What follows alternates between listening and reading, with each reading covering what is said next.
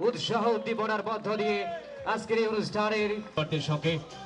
অনুষ্ঠানের সম্মানিত অতিথি।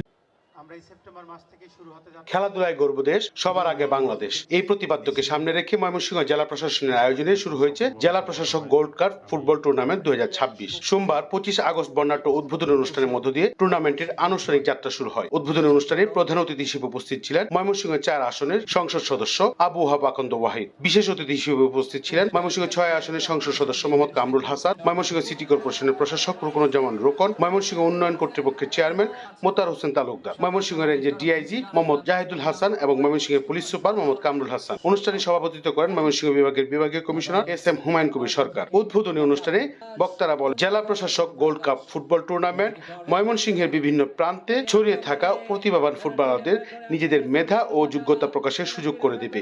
একই সঙ্গে নতুন প্রজন্মের মধ্যে ফুটবলের প্রতি আগ্রহ ও উৎসাহ বাড়াবে।